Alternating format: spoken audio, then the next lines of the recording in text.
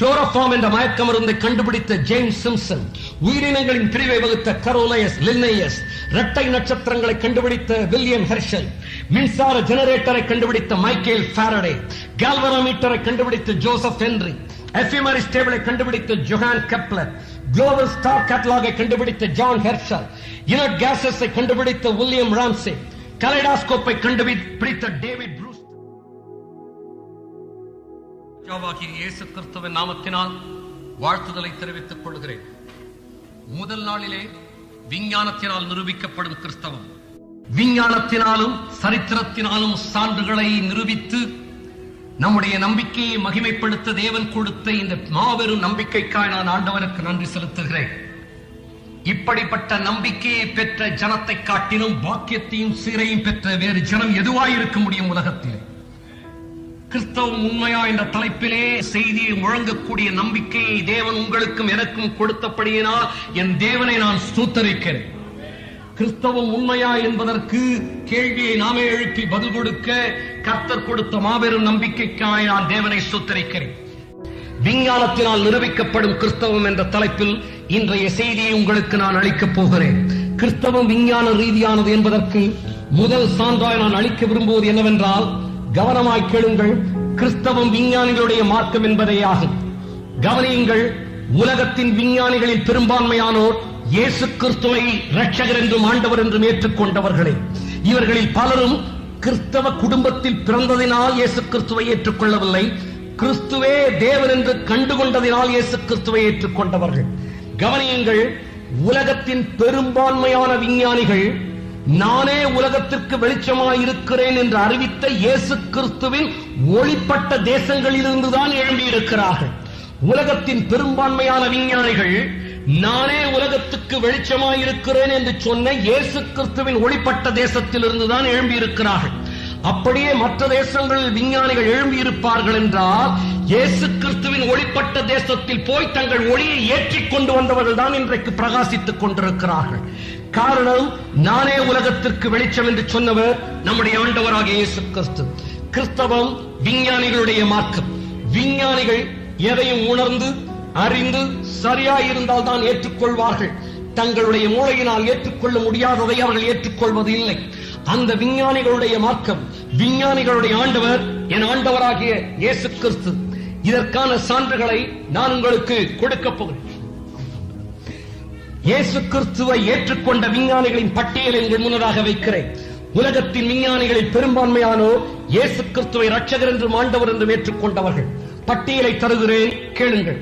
Absolute temperature scale எனப்படும் உஷ்ணத்தை அளக்கும் அலகையும் டிரான்ஸ்அட்லாண்டிக் கேபிளை கண்டுபிடித்தவருமான லார்ட் கெல்வின், கணக்கு போடும் இயந்திரத்தை கண்டுபிடித்த சார்ல்ஸ் பாபேஜ், ஹைட்ரோஸ்டாட்டிக் முறையை கண்டுபிடித்த பிளேஸ் பாஸ்கல், பாஸ்டரைசேஷன் முறையை கண்டுபிடித்த லூயி பாஸ்டர், சுரங்கங்களில் பயன்படுத்தப்படும் விளக்கை கண்டுபிடித்த ஹம்ப்ரி டேவிட், சயின்டிபிக் மெத்தட் என்று அழைக்கப்படும் விஞ்ஞான முறையை கண்டுபிடித்த பிரான்சிஸ் பேக்கன், தந்தி முறையை கண்டுபிடித்த FB மோர்ஸ், வானொலி பெட்டிகளில் பயன்படுத்தப்படுகிற உங்கள் வீட்டில் உள்ள வானொலி பெட்டியில் பயன்படுத்தப்படுகிற வால்வுகளை கண்டுபிடித்த ஆம்ப்ரோஸ் பிளமிங், ரிஃப்ளெக்டிங் டெலஸ்கோப்பை கண்டுபிடித்த sir Isaac Newton, antiseptic surgery என்ற முறைக்கு தந்தை என்று அழைக்கப்படுகிற ஜோசப் லிஸ்டர், கேஸ் டைனமிக் முறையை வகுத்த நவீன விஞ்ஞானத்தின் தந்தை ராபர்ட் பாயில், டைமென்ஷனல் அனாலிசிஸ் முறையை கண்டுபிடித்த ராபர்ட் ராலே, எலக்ட்ரோ டைனமிக்ஸை கண்டுபிடித்த ஜேம்ஸ் கிளார்க் மேக்ஸ்வெல், பூச்சிகளை குறித்த விஞ்ஞானத்தின் தந்தை என்று அழைக்கப்படுகிற ஹென்றி ஃபேபர், ஜெனடிக்ஸ் முறையை கண்டுபிடித்த கிரகர் மெண்டல், கிளேசியல் ஜியாலஜியை கண்டுபிடித்த லூயி அகாசிஸ்,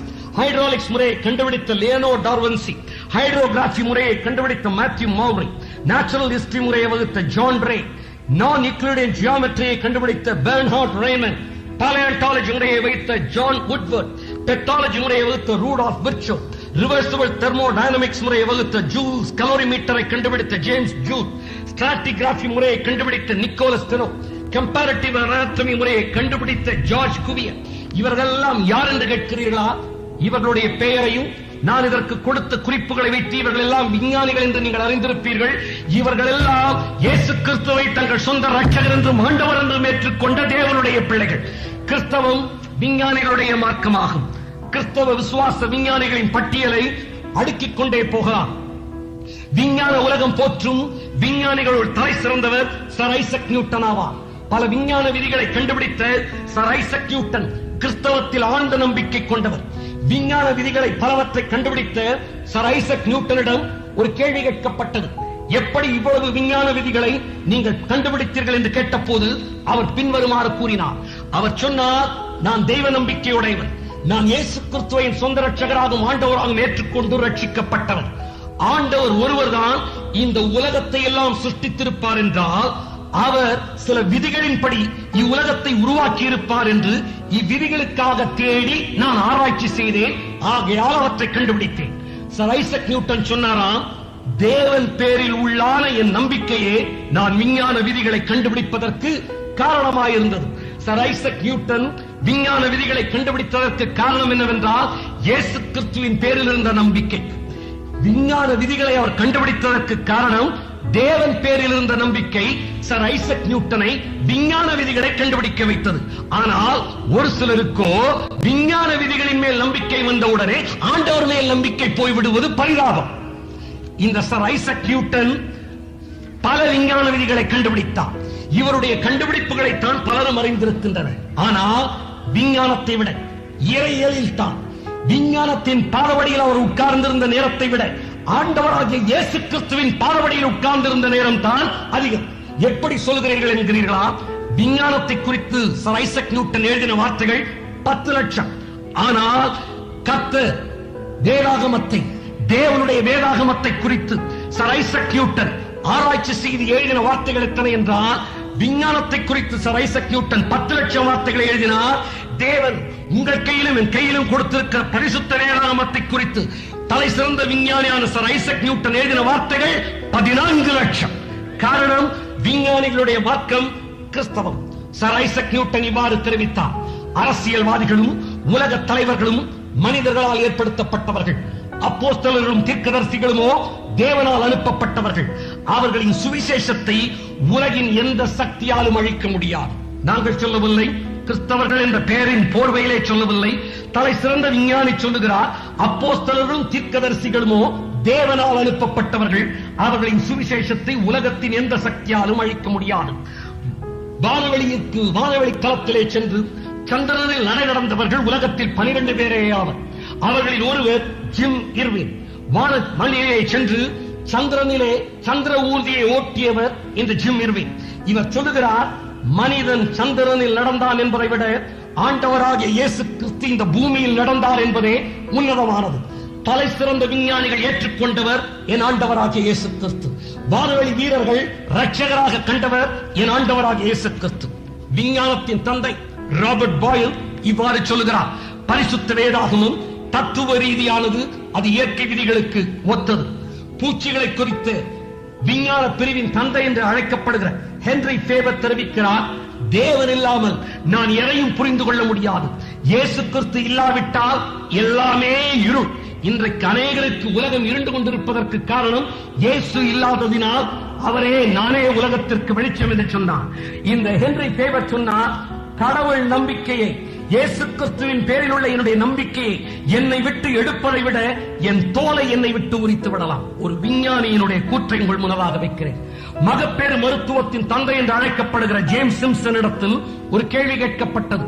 ஜேம்ஸ் சிம்சன் அவர்களே, உங்களுடைய மாபெரும் கண்டுபிடிப்பு எது என்று உங்களால் சொல்ல முடியுமா என்று சொல்லி ஜேம்ஸ் சிம்சன் சொன்னார், என்னுடைய கண்டுபிடிப்புகளிலே எதை நான் மிகவும் பெரியதாக கருதுகிறேன் என்றால், நான் ஒரு பாவி, இயேசு கிறிஸ்துவே என் இரட்சகர் என்பதே என்னுடைய கண்டுபிடிப்புகளில் உயர்ந்ததாய் நான் கருதுகிறேன் என்று தெரிவித்தார். ஹல்லேலூயா, ஹல்லேலூயா.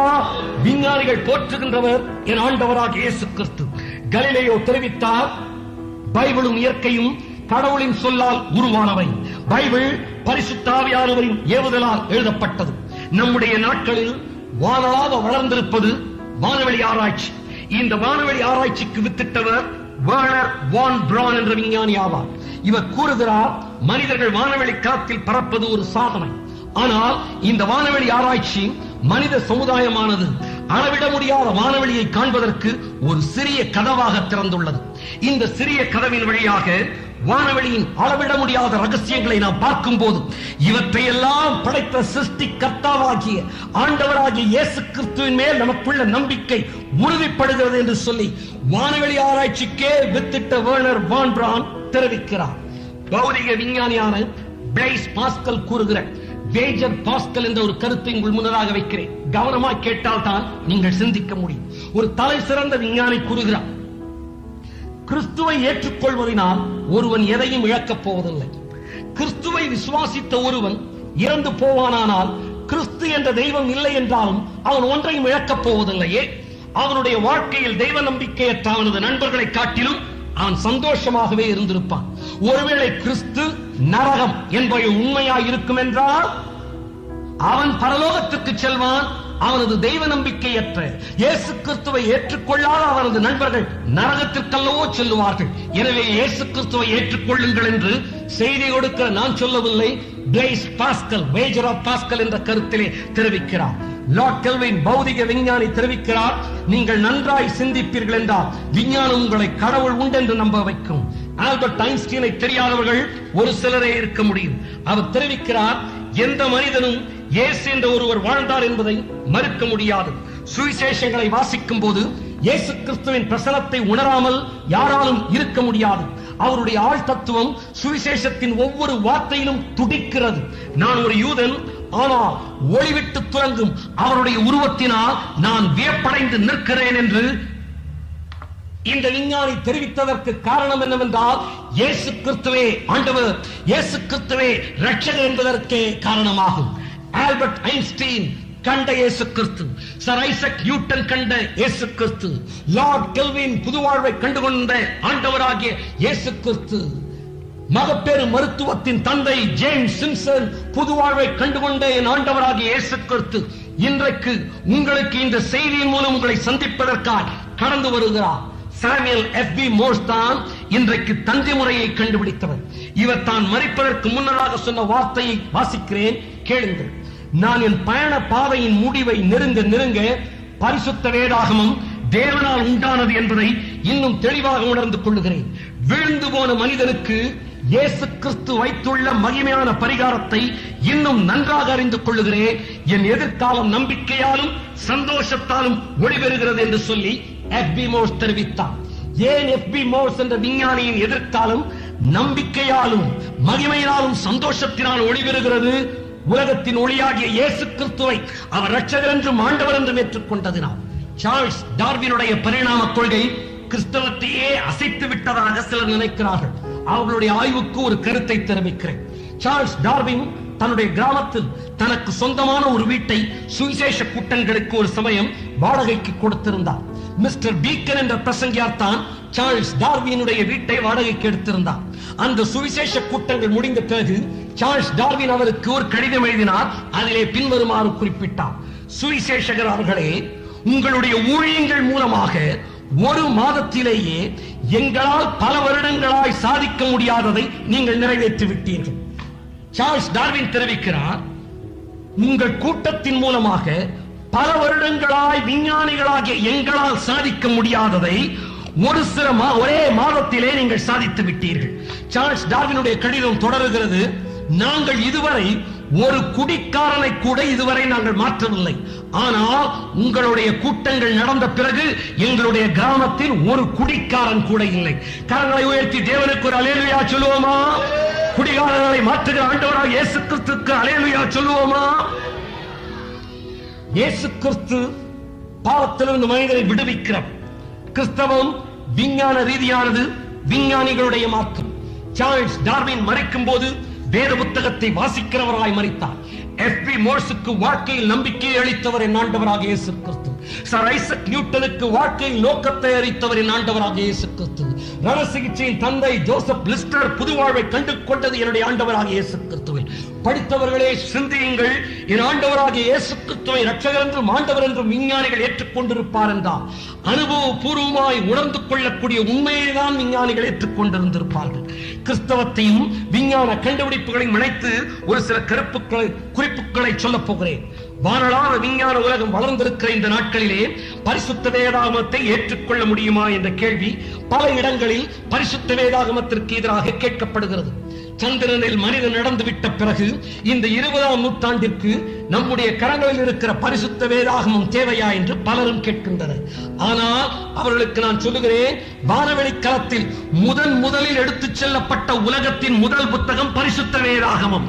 கேளுங்கள், ஏன் வேறு புத்தகங்கள் வானவெளி களத்தில் எடுத்துச் செல்லப்படவில்லை? சிந்தியுங்கள். பரிசுத்த வேதாகமம் உண்மையானது என்பதனால், பரிசுத்த வேதாகமம் விஞ்ஞான ரீதியானது என்பதனால், ஆகவே தான் வானளார வளர்ந்திருக்கிற வானவெளி ஆராய்ச்சி வானவெளி களத்தில் அனுப்பின முதல் புத்தகம் பரிசுத்த வேதாகமமாகும். வானவெளி வீரர்கள் வானவெளி களத்திலிருந்து உலகத்திற்கு செய்திகளை அனுப்புவது உண்டு. முதலில் வானவெளியிலிருந்து வாசிக்கப்பட்ட புத்தகத்தின் வார்த்தைகள் பரிசுத்த வேதாகமத்தின் வார்த்தைகளே. 1968ஆம் வருடம் கிறிஸ்துமஸ் இரவு அன்று வானவெளியிலிருந்து அப்பல்லோ 8 வானவெளி வீரர் போர்மேன் கொடுத்த பேட்டியில் பரிசுத்த வேதாகமத்தின் முதல் வசனமாகிய ஆதியிலே தேவன் வானத்தையும் பூமியும் சிருஷ்டித்தார் என்ற வார்த்தைகளையே வாசித்தார்.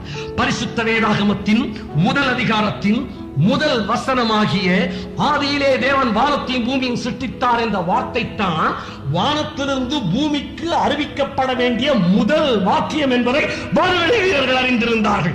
ஆகையால் தான் இயேசு கிறிஸ்துவின் நற்செய்தியை இந்த சீரணி அரங்கத்தில் முழங்கிக் கொண்டிருக்கிறோம், தொடர்ந்து முழங்கப் போகிறோம். காரணம், வானவெளி வீரர்கள் தங்கள் வாழ்க்கையில் புது வாழ்வை கண்டுகொண்டது இயேசு கிறிஸ்துவில். பௌதிக விஞ்ஞானிகள் தங்கள் வாழ்க்கையின் அர்த்தத்தை கண்டுகொண்டது இயேசு கிறிஸ்துவில். துரிதமான செய்திகளை அனுப்பும் தந்தி கருவை கண்டுபிடித்த எப்பி மோர்ஸ் தன்னுடைய வாழ்க்கையில் நம்பிக்கையை பெற்றது இயேசு கிறிஸ்துவில்.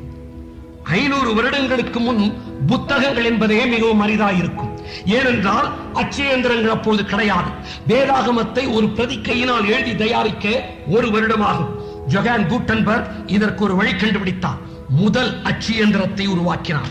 தனது உலகத்தின் முதல் அச்சியந்திரத்தை உருவாக்கின உடனே அவர் எதை அச்சடித்தார் என்றால், தன்னுடைய அச்சகத்திலே உங்கள் கையிலும் என் கையிலும் தேவன் அளித்துள்ள உலகத்தின் மாபெரும் உன்னத பரிசாகிய பரிசுத்த வேதாகமத்தை தான் உலகத்தின் முதல் அச்சு கூடத்திலே அச்சடித்தார். ஏனென்றால் ஜோஹான் கெப்லர் இந்த ஜான் கூட்டன்பர்க் என்ற விஞ்ஞானிக்கு தெரியும், உலகத்தின் மக்களுடைய தேவையை சந்திக்க முதலில் அச்சகத்தில் அச்சடிக்கப்பட வேண்டியது தேவனுடைய வார்த்தைகள் அடங்கிய பரிசுத்த வேதாகம் என்பதனால். ஆகையால் தான் கோடிக்கணக்கில் பரிசுத்த வேதாகம் அச்சடிக்கப்பட்டு விநியோகிக்கப்படுகிறது. தேவையானவர்கள் அலுவலகத்திலே 35 ரூபாய் கொடுத்து உலகத்தின் மாபெரும் செல்வத்தை, பொக்கிஷத்தை வாங்கி செல்லுங்கள். கவனியுங்கள், விஞ்ஞானிகள் ஏன் இதற்கு முதலிடம் கொடுத்தார்கள்? மார்க்கோனி என்ற விஞ்ஞானி தான் வானொலியை முதலில் செய்தி அனுப்புகிற முறையை கண்டுபிடித்தார். 1906ஆம் ஆண்டு டிசம்பர் மாதம் 4ஆம் தேதி உலகத்தின் முதல் வானொலி ஒலிபரப்பு நடந்தேறியது. உலகத்தின் முதல் வானொலி நிகழ்ச்சியினை கனடா நாட்டைச் சேர்ந்த ரெஜினால்ட் பெசாண்டின் ஒலிபரப்பின போது எந்த செய்தியை முதலில் அனுப்பினார் தெரியுமா? லூக்கா சுவிசேஷத்தின் இயேசு கிறிஸ்துவின் பிறப்பை குறித்து சொல்லுகிற வசனங்களை வாசித்துத்தான் உலகத்தின் முதல் வானொலி நிகழ்ச்சியே ஆரம்பமானது. விஞ்ஞானிகளுக்கு தெரியும், வானொலியை கண்டுபிடித்த உடனே வானொலியில் ஒலிபரப்ப வேண்டிய செய்தி வானவரின் செய்திதான் முதல் செய்தி என்பதனால், கிறிஸ்தவம் விஞ்ஞான ரீதியானது என்பதனால் தான் விஞ்ஞானி தான் கண்டுபிடித்த வானொலியிலே முதலில் பரிசுத்த வேதாகமத்தின் செய்தி அனுப்பினார். பரிசுத்த வேதாகமம் கட்டுக்கதையா இருந்திருக்கும் என்றால் விஞ்ஞானிகள் தங்களுடைய முதல் கண்டுபிடிப்புகளிலே இதை பயன்படுத்தி இருக்க மாட்டார்கள். விஞ்ஞானிகள் தங்களுடைய முதல் கண்டுபிடிப்புகளிலே பரிசுத்த வேதாகமத்தின் வார்த்தைகளை, தேவனுடைய வார்த்தைகளை பயன்படுத்தி இருப்பார்கள் என்றால் பரிசுத்த வேதாகமம் விஞ்ஞான ரீதியானது. பரிசுத்த வேதாகமம் விஞ்ஞான ரீதியானது என்றால் கிறிஸ்தவம் உண்மையானது. கிறிஸ்தவம் உண்மையானது என்றால் கிறிஸ்தவத்தின் தேவனாகிய ஆண்டவராகிய இயேசு கிறிஸ்துவே தேவன், ஆமென் என்று சபை சொல்லுவதாக. சாமுவேல் எஃப்பி மோர்ஸ் தந்தி கருவியை கண்டுபிடித்தார் என்று நான் சொன்னேன். தந்தி கருவியை கண்டுபிடித்த உடனே முதல் தந்தியில் எத்தனையோ செய்திகளை சாமுவேல் எஃப்பி மோர்ஸ் அனுப்பி இருக்கலாம். ஆனால் எஃப்பி மோர்ஸ் முதல் தந்தியிலே அனுப்பின முதல் செய்தி பரிசுத்த வேதாகமத்தில் 8ஆம் புத்தகத்தின் வசனமாக தேவன் என்னென்ன செய்தார் என்ற வார்த்தைகளையே முதல் தந்தியில் அனுப்பினார். காரணம், அவருக்கு தெரியும், விரைவாய் செல்ல வேண்டிய உலகத்தின் ஒரே செய்தி பரிசுத்த வேதாகமத்தின் ரட்சிப்பின் மீட்பின் செய்தி என்பதினால் விஞ்ஞானிகள் தெரிந்து கொண்டார்கள். அன்பு சகோதரனே சகோதரியே, உலகத்தில் விரைவாய் செல்ல வேண்டியது என் ஆண்டவராகிய இயேசு கிறிஸ்துவின் மீட்பின் செய்தி என்பதனால்தான். ஆகையால் தான் தந்தைக்கருவை கண்டுபிடித்த விஞ்ஞானி தன்னுடைய தந்தைக்கருவில் முதலில் பரிசுத்த வேதாகமத்தின் செய்தி அனுப்பினார். வானொலியை கண்டுபிடித்த விஞ்ஞானி வானொலியில் பரிசுத்த வேதாகமத்தின் செய்தி அனுப்பினார். வானொலி களத்திற்கு அனுப்பின வானொலி வீரர்கள் முதலில் பரிசுத்த வேதாகமத்தை எடுத்துச் சென்றார்கள். அச்சுக்கூடத்தை உருவாக்கின விஞ்ஞானி முதல் அச்சுக்கூடத்தில் பரிசுத்த வேதாகமத்தை அவர் அச்சடிக்க பயன்படுத்தினார். கவனியுங்கள், உங்களுடைய சிந்தனைக்காக நான் இதை கேட்கிறேன். கிறிஸ்தவ விஞ்ஞான ரீதியானது என்பதனால் தான் வானவெளி களத்தில் முதலில் எடுத்துச் செல்லப்பட்ட உலகத்தின் புத்தகமாய் பரிசுத்த வேதாகமம் இருக்கிறது. கிறிஸ்தவ விஞ்ஞான ரீதியானது என்பதனால் தான் வானவெளியிலிருந்து பரிசுத்த வேதாகமத்தின் வார்த்தைகளே முதலில் வாசிக்கப்பட்டன. கிறிஸ்தவ விஞ்ஞான ரீதியானது என்பதனால் தான் தந்தி கருவியை கண்டுபிடித்த சாமுவேல் எஃப்.பி. மோர்ஸ் என்ற விஞ்ஞானி உலகத்தின் முதல் டெலிகிராமில் பரிசுத்த வேதாகமத்தின் வார்த்தைகளை அனுப்பினார். கிறிஸ்தவ விஞ்ஞான ரீதியானது என்பதனால் தான் உலகத்தின் முதல் வானொலி பரப்பில் வேதத்தின் வார்த்தைகளை ஒலிபரப்பப்பட்டன. கிறிஸ்தவ விஞ்ஞான ரீதியானது என்பதனால் தான் உலகத்தின் முதல் தந்தியில் வேதவசனத்தின் வார்த்தைகளை அனுப்பப்பட்டன. இயேசு கிறிஸ்துவின் பிறப்பின் செய்தியோடு தான் உலகத்தின் முதல் வானொலி பரப்பே ஆரம்பமானது. அன்று ஆரம்பமான கிறிஸ்தவ நற்செய்தியின் ஒலிபரப்பு இன்று வரை நிற்கவே இல்லை, அது நிற்காது. இயேசு கிறிஸ்து ஒருவரே முழங்கப்பட்டுக் கொண்டே இருக்கும். காரணம், மாணவரின் செய்தி முழங்கப்படவே வேண்டும். கிறிஸ்தவம் விஞ்ஞான ரீதியானது என்பதற்கான சான்றுகளை தொகுத்துக் கொண்டிருக்கிறேன். கிறிஸ்தவம் பரிசுத்த வேதாகமம் விஞ்ஞான ரீதியானது என்றால் பரிசுத்த வேதாகமம் உண்மையானது. பரிசுத்த வேதாகமம் உண்மையானது என்றால் கிறிஸ்தவம் உண்மையானது. கிறிஸ்தவம் உண்மையானது என்றால் கிறிஸ்தவத்தின் தேவனே, கிறிஸ்தவத்தின் தேவனாகிய ஆண்டவராகிய இயேசு கிறிஸ்துவே தேவன். ஹல்லேலூயா, ஹல்லேலூயா. விஞ்ஞான கண்டுபிடிப்புகளுக்கு வித்திட்டது இந்த பரிசுத்த வேதாகமம். விஞ்ஞான ரீதியானது மாத்திரமல்ல, விஞ்ஞான கண்டுபிடிப்புகளுக்கு வித்திட்டது. குளோரோஃபார்ம் என்ற மயக்க மருந்தை கண்டுபிடித்தவர் ஜேம்ஸ் சிம்சன் என்று தெரிவித்தார். அவர் ஒரு சமயம் பரிசுத்த வேதாகமத்தை வாசித்தார். ஆதாமுக்கு அயர்ந்த நித்திரையை வரப்பண்ணி அவன் விலா எலும்புகளில் ஒன்றை எடுத்து ஏவாளை உருவாக்கினார் என்ற வேதத்தின் வார்த்தைகள் இவரை சிந்திக்க வைத்தன. உலகத்தின் முதலில் நடைபெற்ற ஆபரேஷன் அதுதான். வேதத்தின் இந்த வார்த்தைகள் இவரை சிந்திக்க தூண்டின. அதுவரை அறுவை சிகிச்சைகள் எல்லாம் மயக்க மருந்து இல்லாமலேயே செய்யப்பட்டு வந்தன. 4-5 பேர் நோயாளியை பிடித்துக் கொள்ள அறுவை சிகிச்சை நடக்கும். ஐயோ ஐயோ என்ற கூக்குரலுடன் ஜேம்ஸ் சிம்சன் ஆதாமுக்கு அயர்ந்த நித்திரை வரவழைத்து தேவன் அறுவை சிகிச்சை செய்தார் என்ற வார்த்தைகளை வாசித்தார். குளோரோஃபார்மை கண்டுபிடித்தார். விஞ்ஞான ரீதியானது மாத்திரமல்ல, கிறிஸ்தவம் விஞ்ஞான கண்டுபிடிப்புகளுக்கு வித்திட்டது. குளிர்சாதன பெட்டியை கண்டுபிடித்தவருக்கு யோபு 38ஆம் அதிகாரத்தின் 22ஆம் 23ஆம் வசனங்கள் 3 நாள் உபவாசத்தில் கண்ணில் பட்டன. உறைந்த மழையின் பண்டக சாலைக்குள் நீ பிரவேசித்தாயோ, கல்மழை இருக்கிற பண்டக சாலைகளை நீ பார்த்தாயோ, ஆபத்து வரும் காலத்தில் கலகமும் யுத்தம் வரும் காலத்தில் பிரயோகிக்கும்படி நான் அவைகளை வைத்திருக்கிறேன் என்ற வார்த்தைகள் அந்த விஞ்ஞானியை சிந்திக்க வைத்த குளிர்சாதன பட்டிகள் உருவாயின. ஆதியாகமம் 2ஆம் அதிகாரத்தின் 7ஆம் வசனத்தில் தேவனாகிய கர்த்தர் அவன் நாசியிலே ஜீவ சுவாசத்தை ஊதினார் என்ற வார்த்தைகள் இன்னொரு விஞ்ஞானியை சிந்திக்க வைத்தன. ஆர்டிபிஷியல் ரெஸ்பிரேஷன் எனப்படக்கூடிய செயற்கை சுவாச முறை உருவானது. எனவே அன்பு சகோதரனே சகோதரியே, கிறிஸ்தவம் விஞ்ஞான ரீதியானது மாத்திரமல்ல, கிறிஸ்தவம் விஞ்ஞானிகளுடைய மார்க்கம் என்பது மாத்திரமல்ல, கிறிஸ்தவம் விஞ்ஞான கண்டுபிடிப்புகளுக்கு வித்திட்ட ஒரு மார்க்கமாகும். விஞ்ஞான ரீதியான மார்க்கமாயிருக்கும் என்றால், விஞ்ஞானிகள் ஏற்றுக்கொள்ளுகிற ஒரு மார்க்கமாயிருக்கும் என்றால், என் அன்பு சகோதரனே, கிறிஸ்தவம் உண்மையாகத்தான் இருக்க முடியும்.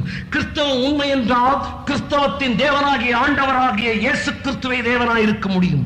அந்த இயேசு கிறிஸ்து சொன்னார், நானும் ஒரு வழி என்று சொல்லவில்லை, நானே வழி என்று சொன்னார்.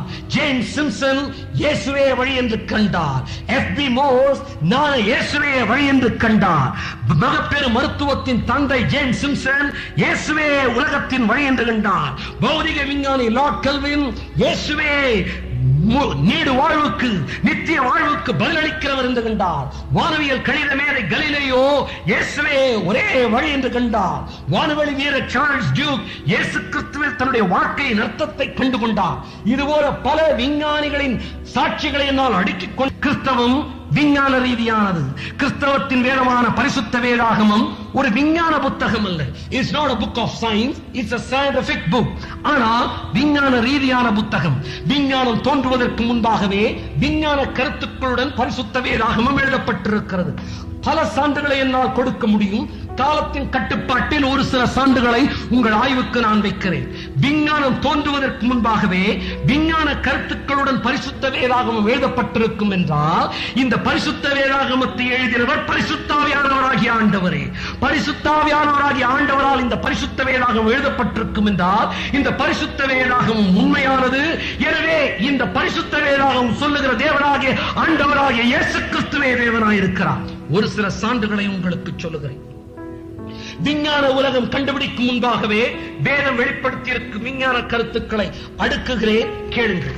விஞ்ஞான உலகம் கண்டுபிடிப்பதற்கு முன்னதாகவே, விஞ்ஞான உலகம் ஆராய்ந்து அறிவதற்கு முன்னதாகவே பரிசுத்த வேதாகமம் வெளிப்படுத்தியிருக்கிற பல விஞ்ஞான கருத்துக்களை உங்கள் ஆய்வுக்கு நான் வைக்கப் போகிறேன்.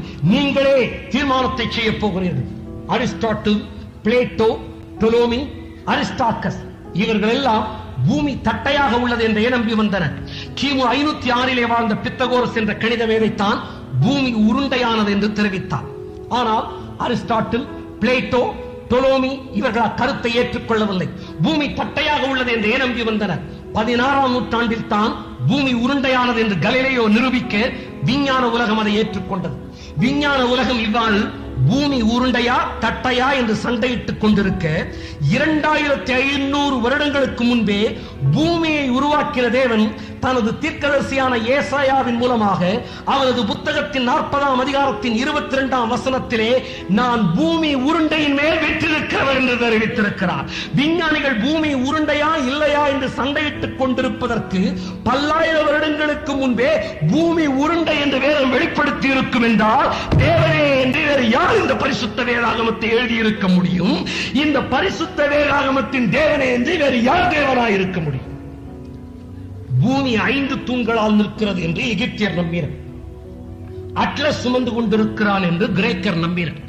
இந்தியர்கள் எப்பொழுதுமே கொஞ்சம் விசித்திரமாக நம்புவார்கள். யானையும் பாம்பும் சுமந்து கொண்டிருக்கின்றன என்று இந்தியர் நம்பினார். சர் ஐசக் நியூட்டன் தான் பூமி அந்தரத்திலே தொங்கிக் கொண்டிருக்கிறது என்றார். இவ்விஞ்ஞான கருத்தை பரிசுத்த வேதாகமத்தில் முதலில் எழுதப்பட்ட புத்தகமான யோபின் புத்தகத்திலே தேவனை யோபிற்கு வெளிப்படுத்தி இருக்கிறார். யோபு 26ஆம் அதிகாரத்தின் 7ஆம் வசனத்தில் அவர் உத்திர மண்டலத்தை வெட்ட வெளியிலே விரித்து பூமியை அந்தரத்திலே தொங்க வைக்கிறார் என்று யோபு குறிப்பிட்டுள்ளார்.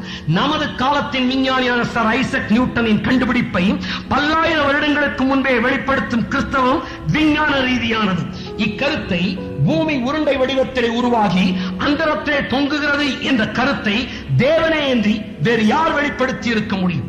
பூமி சுற்றுவதில்லை, அது திடமான அஸ்திவாரத்தின் மேல் அசையாமல் நிற்கிறது என்று பிளேட்டோ, அரிஸ்டாட்டில், அரிஸ்டார்கஸ் என்பவர்கள் நம்பி வந்தனர். 500 வருடங்களுக்கு முன் தான் கோப்பர்னிக்கஸ் பூமி தன்னைத்தானே சுற்றிக் கொண்டிருக்கிறது என்பதை கண்டுபிடித்தார். பூமி சுழலுவதனால் தான் இரவு பகல் மாறி மாறி ஏற்படுகிறது. பூமி சுற்றுவதனால் தான் இன்றைக்கு நம்முடைய தேசத்திற்கு இரவாய் இருக்கும் போது அமெரிக்காவிற்கு பகலாய் இருக்கிறது. இந்த பூமி சுற்றுகிறது என்பதை கோப்பர்னிக்கஸ் 500 வருடங்களுக்கு முன் தான் கண்டுபிடித்தார். ஆனால் தேவன் நம்முடைய கரங்களில் கொடுத்திருக்கிற பரிசுத்த வேதாகமம் பல்லாயிரம் வருடங்களுக்கு முன்பாகவே தெரிவித்திருக்கிறது பூமி சுற்றுகிறது என்பதை. சான்றுகளை தருகிறேன், கேளுங்கள். பூமியை தேவன் சிருஷ்டித்த போதே அவர் பூமியை சுழல செய்திருக்கிறார். வெளிச்சத்தையும் இருளையும் தேவன் வெவ்வேறாக பிரித்தார் என்று பரிசுத்த வேதாகமத்தின் முதல் புத்தகத்தின் முதல் அதிகாரமே தெரிவிக்கிறது. வெளிச்சமும் இருளும் வெவ்வேறாக பிரிக்கப்பட்டன என்று வேதம் உரைப்பதினால் என்ன தெரிவிக்கிறது என்றால் சிருஷ்டிப்பின் முதல் நாளிலேயே தேவன் பூமியை சுழல செய்து விட்டார் என்று தெரிவிக்கிறது.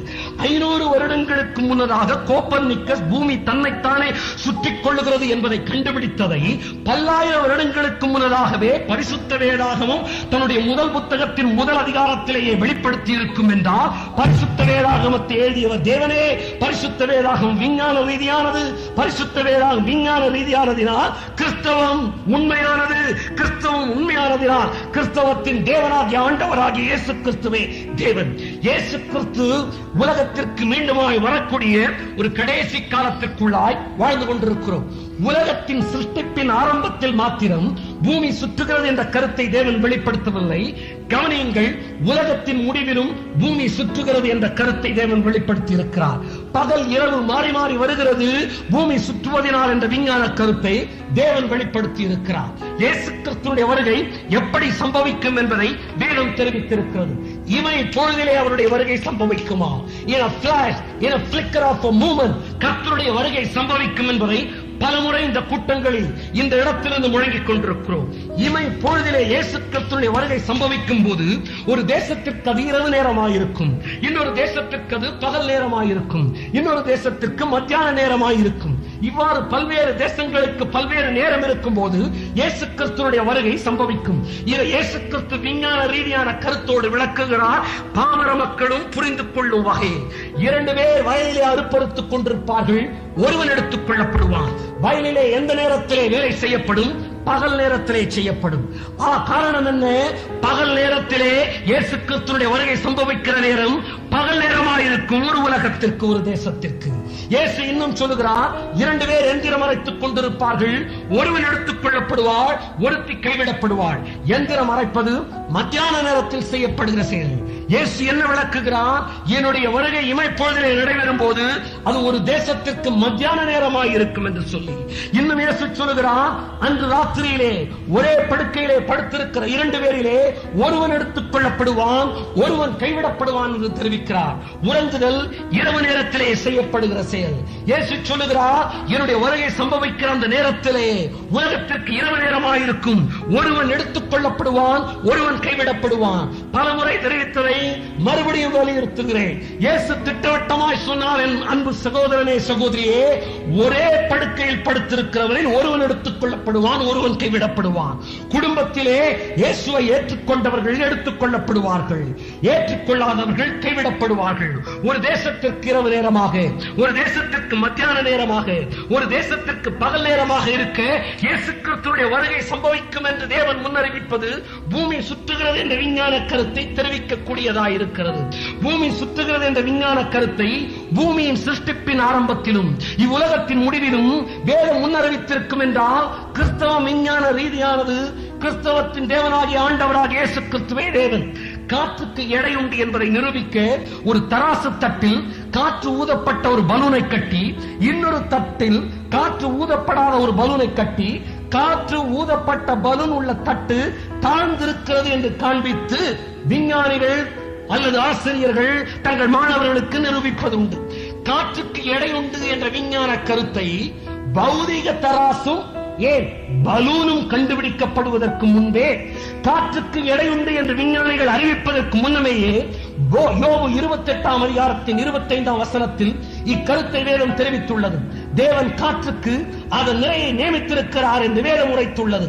காற்றுக்கு எடையுண்டு என்பதை நிரூபிக்க விஞ்ஞான உலகம் பலூனையும் தராசையும் தேடுவதற்கு முன்பே கிறிஸ்தவம் வெளிப்படுத்தியிருக்கும் என்றால், கிறிஸ்தவம் விஞ்ஞான ரீதியானது, கிறிஸ்தவத்தின் தேவனே தேவன் என்பது தெளிவாகிறது.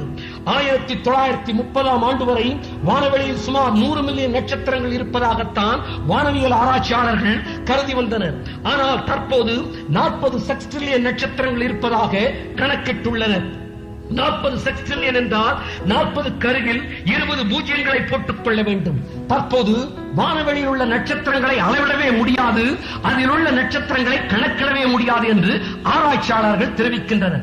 இன்றைக்கு விஞ்ஞானிகள் கண்டுபிடித்ததை 10,000 ஆண்டுகளுக்கு முன்னமே எரேமியா தனது புத்தகத்தின் 33ஆம் அதிகாரத்தின் 22ஆம் வசனத்திலே வானத்து நட்சத்திரங்கள் எண்ணப்படாதவையாயிருக்கும் என்று பல ஆண்டுகளுக்கு முன்னமே தெரிவித்துள்ளார். வானத்து நட்சத்திரங்கள் எண்ணப்படாததாய் இருக்கும், அவற்றை எண்ணவே முடியாது என்று விஞ்ஞானம் இன்று கண்டுபிடித்ததை வானத்தின் நட்சத்திரங்களை எண்ணுவதற்கு விஞ்ஞானிகள் விரல் விடுவதற்கு முன்பாகவே கிறிஸ்தவத்தின் வேதம் வெளிப்படுத்தியிருக்கும் என்றால், கிறிஸ்தவம் விஞ்ஞான ரீதியானது, கிறிஸ்தவத்தின் தேவனாகிய ஆண்டவராகிய இயேசு கிறிஸ்துவே தேவன். உலகத்தின் வரைபடம் உங்கள் வீட்டில் இருந்தால் எருசலேம் நகரத்தின் மேல் கரங்களை வைத்து பாருங்கள். எருசலேமை சுற்றி சேனைகள் சூழுகிற நேரம் என் ஆண்டவராக இயேசு கிறிஸ்து வாசல் அருகே சமீபித்து விட்டார் என்பதற்கான அடையாளம் செய்தித்தாள்கள் கூறிக்கொண்டிருக்கின்றன. காலங்கள் சான்று கொடுக்கின்றன.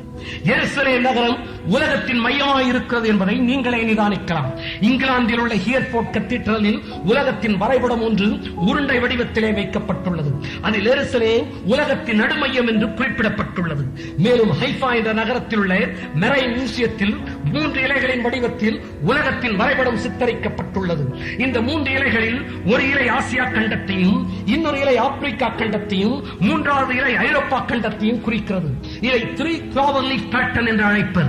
இந்த 3 கண்டங்களை குறிக்கும் 3 இலைகளும் எருசலேமை மையமாக வைத்து ஒன்று சேருவது போல அவ்வரைபடத்தில் சித்தரிக்கப்பட்டுள்ளது. எருசலேமில் தான் 3 கண்டங்களும் சேர்கின்றன. உலக அரசியல் தலைவர்களுடைய கண்ணோட்டம் எல்லாம் இன்றைக்கு எருசலேமில் தான் நோக்கமாய் சேருகின்றன. இந்த எருசலேமில் தான் என் ஆண்டவராக இயேசு கிறிஸ்துவும் வந்திறங்க போகிறார். அவருடைய பாதவடிகள் வந்திறங்க போகின்றன. சான்றுகளை தீர்க்கதரிசன நிறைவேறுகளை நாளை மறுநாள் எடுக்க போகிறேன். இன்ஸ்டிடியூட் ஆஃப் கிரியேஷன் ரிசர்ச் என்ற ஸ்தாபனம் கம்ப்யூட்டர் கணக்கின்படி எருசலேம் உலகத்தின் மைய பாகத்தில் உள்ள ஒரு நகரமாகும் என்று இப்பொழுது கண்டுபிடித்திருக்கிறது. இவ்வாறு எருசலேம் உலகத்தின் மையத்தில் இருக்கிறது என்பது இப்போது கண்டுபிடித்ததை 2500 வருடங்களுக்கு முன்னதாகவே தனது தீர்க்கதரிசியான எசேக்கியலுக்கு நம்முடைய தேவன் வெளிப்படுத்த ஞானம் உள்ளவராயிருந்தார். எசேக்கியல் 5ஆம் அதிகாரத்தின் 5ஆம் வசனத்திலே இதோ எருசலேமை புற ஜாதிகளின் நடுவிலே வைத்தேன் என்று தேவன் தெரிவிக்கிறார். ஒரு மொழிபெயர்ப்பிலே Jerusalem is the navel of the world என்று சொல்லப்பட்டிருக்கிறது.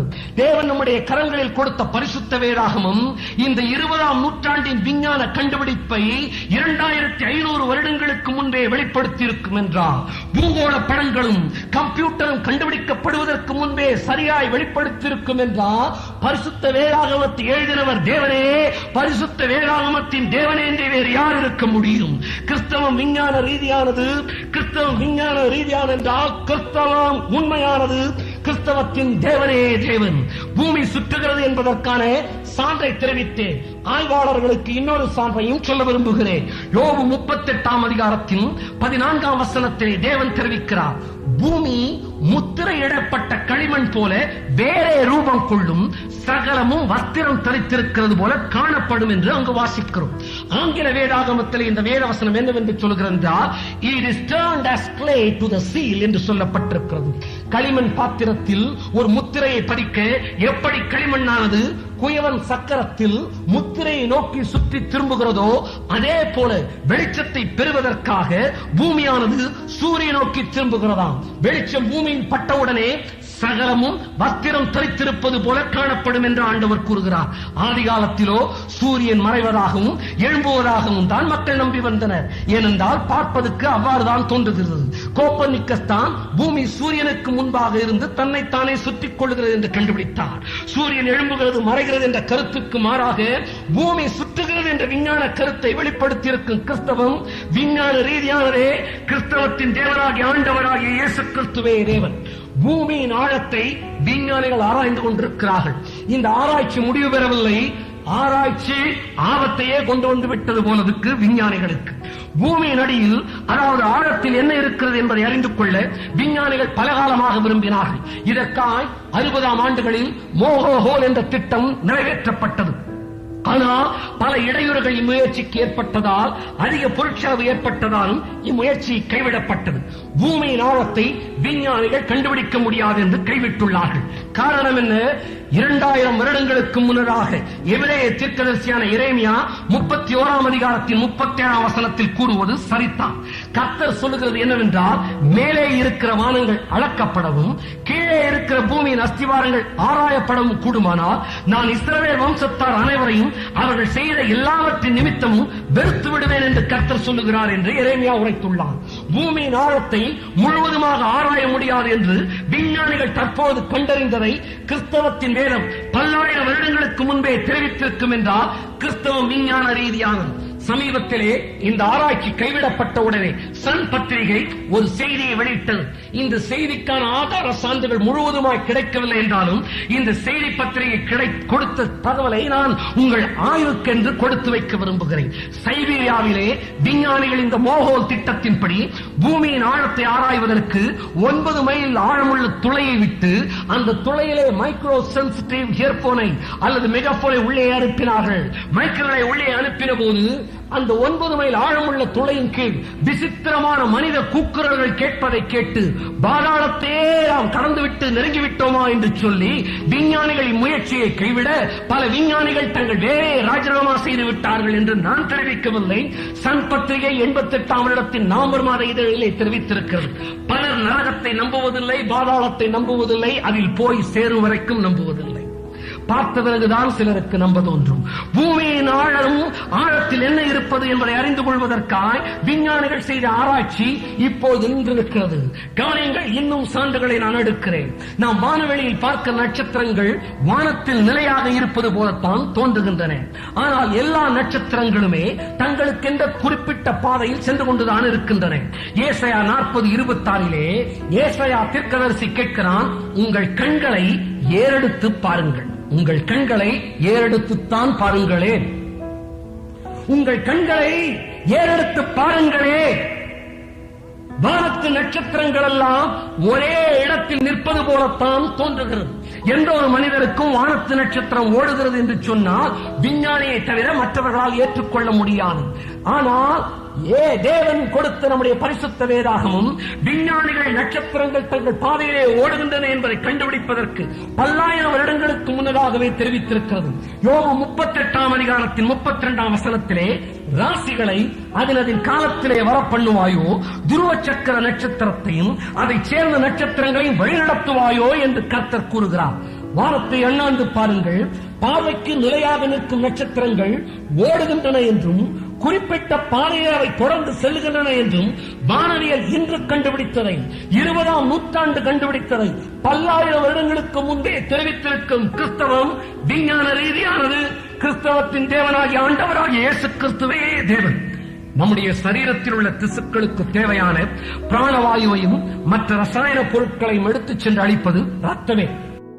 எனவே தான் மாம்சத்தின் உயிர் ரத்தத்தில் இருக்கிறது. மாம்சத்திற்கு தேவையான பிராணவாயுவை அளிப்பது ரத்தமே. மாம்சத்தின் உயிர் ரத்தத்தில் இருக்கிறது என்பதை வில்லியம் ஹார்வே என்ற விஞ்ஞானி 19ஆம் நூற்றாண்டில் கண்டுபிடித்தார். ஆனால் பரிசுத்த வேதாகமம் 19ஆம் நூற்றாண்டில் வில்லியம் ஹார்வி கண்டுபிடித்ததை 2500 வருடங்களுக்கு முன்பாக அறிவித்திருக்கிறது. தேவன் உங்கள் கையிலும் என் கையிலும் கொடுத்திருக்கிற உலகத்தின் மாபெரும் பொக்கிஷமாகிய பரிசுத்த வேதாகமம் 19ஆம் நூற்றாண்டில் உலகம் கண்டுபிடித்ததை 2500 வருடங்களுக்கு முன்னதாக மாம்சத்தின் உயிர் ரத்தத்தில் இருக்கிறது என்று வெளிப்படுத்தி இருக்கும் என்றால், தேவன் நம்முடைய கரங்களில் கொடுத்த புத்தகம் தேவனால் எழுதப்பட்டது என்று வேறு யாரால் எழுதப்பட்டிருக்க முடியும்? 19ஆம் நூற்றாண்டில் விஞ்ஞானிகள் கண்டுபிடித்ததை 2500 வருடங்களுக்கு முன்பே தேவன் கரங்களில் கொடுத்திருக்கிற பரிசுத்த வேதாகம் வெளிப்படுத்தியிருக்கும் என்றால், பரிசுத்த வேதாகமத்தின் தேவனாகிய ஆண்டவராகிய இயேசு கிறிஸ்துவே தேவன். அல்லேலூயா. மழைக்கும் மழை பொழிகிற நேரத்தில் உருவாகிற மின்னலுக்கும் ஏதோ ஒரு இணைப்பு இருக்க வேண்டும். இதை விஞ்ஞானிகள் தற்போது ஆராய்ந்து கொண்டிருக்கின்றனர். மழை, மின்சாரம் இவை இரண்டில் எது விளைவு, எது காரணம் இன்னும் கண்டுபிடிக்க முடியவில்லை. இரண்டிற்கும் ஏதோ இணைப்பு உண்டு என்பதை விஞ்ஞானிகள் அறிந்திருக்கிறார்கள். மழை துளிகள் உருவாகுவதற்கு மின்சாரம் தேவை என்பது தெரிய வருகிறது. சங்கீதம் 135:7 அவர் பூமியின் கடையாந்தரங்களிலிருந்து மேகங்களை எழும்ப பண்ணி மழையுடன் மின்னலையும் உண்டாக்கி காற்றை தமது பண்டக சாலைகளிலிருந்து புறப்பட பண்ணுகிறார் என்று வேதம் தெரிவிக்கிறது.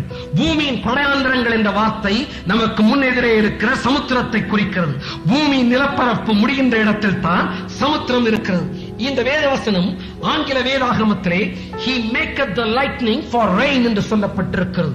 இடிமுழக்க கூட்டத்திலே கல்வியறிவு படைத்தவர்கள், பட்டதாரிகள், விஞ்ஞானிகள், ஞானிகள் பலரும் அமர்ந்து செய்திகளை கேட்டுக் கொண்டிருக்கிறீர்கள் என்ற அறிவோடுதான் நான் இந்த செய்தியை கொடுத்துக் கொண்டிருக்கிறேன். ஏனென்றால் கிறிஸ்தவத்தின் நம்பிக்கை எல்லாராலும் ஆராயப்படக்கூடியது. ஏனென்றால் உங்கள் இருதயமானது உங்கள் மூளையினால் ஏற்றுக்கொள்ள முடியாததை உங்கள் இருதயம் ஏற்றுக்கொள்ளப் போவதில்லை. Your heart cannot believe what your brain cannot accept.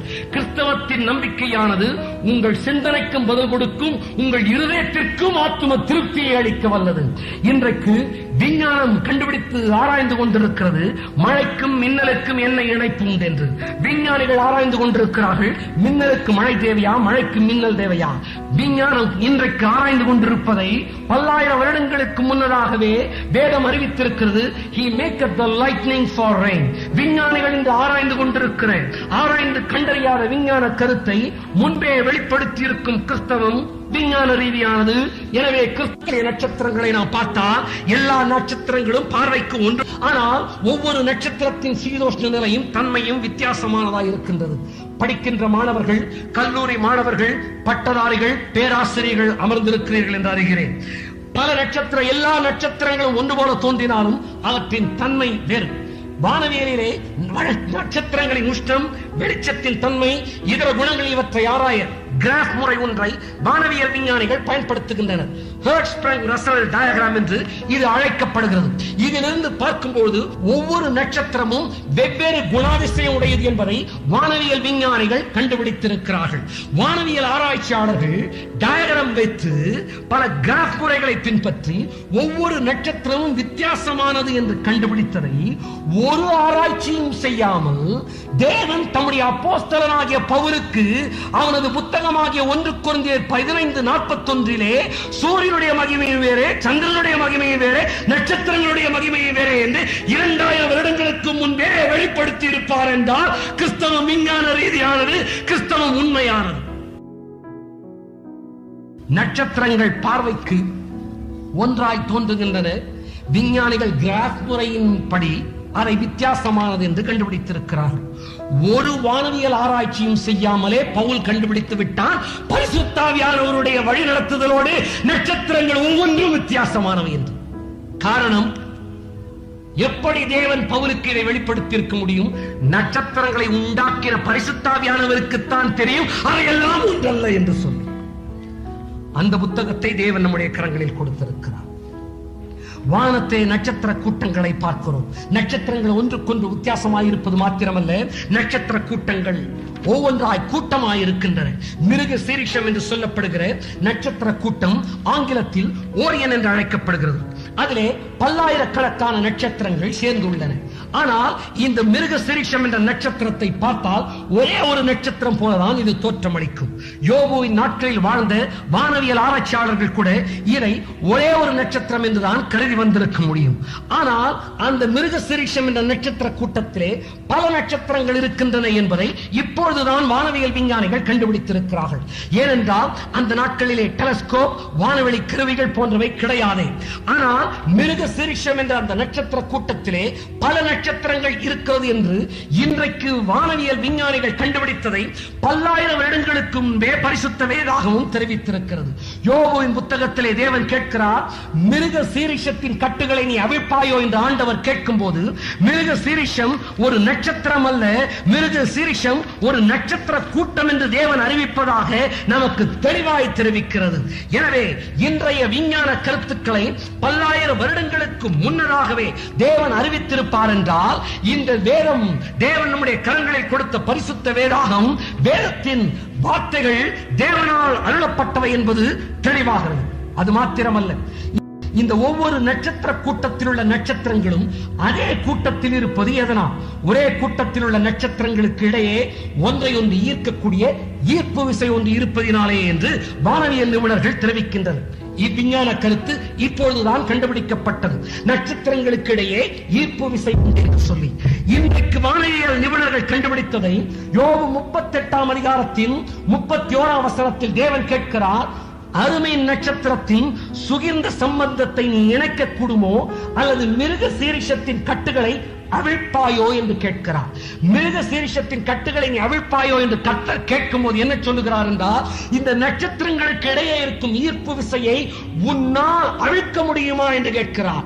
இந்த நட்சத்திரங்களுக்கிடையே ஈர்ப்பு விசை உண்டு என்று விஞ்ஞானம் இன்றைக்கு கண்டுபிடித்ததை பல்லாயிரம் வருடங்களுக்கு முன்பாகவே தேவன் தெரிவித்திருப்பார் என்றால், என் அன்பு சகோதரனே சகோதரியே, தேவன் உன் கையிலும் என் கையிலும் கொடுத்திருக்கிற பரிசுத்த வேதாகமும் விஞ்ஞான ரீதியானது. இது விஞ்ஞான ரீதியான என்றால் இது உண்மையானது. இது உண்மையானது என்றால் கிறிஸ்தவம் உண்மையானது. கிறிஸ்தவம் உண்மையானது என்றால் கிறிஸ்தவம் அறிவிக்கிற ஆண்டவராகிய இயேசு கிறிஸ்துவே தேவனாவார். ஆண்டவர் கேட்கிறார், மிருக சிரிஷத்தின் கட்டுகளை அவிழ்ப்பாயோ என்று கேட்கிற தேவனுக்கு நாம் என்ன பதில் சொல்ல முடியும்? யோபு சொன்ன பதிலைத்தான் நாம் சொல்ல முடியும். நாம் நீசல் என்று யோபு தன் வாயை பொத்திக் கொண்டான். தேவன் முன்பாக பதில் சொல்ல முடியாமல் மனிதன் வாயைதான் பொத்திக் கொள்ள முடியும்.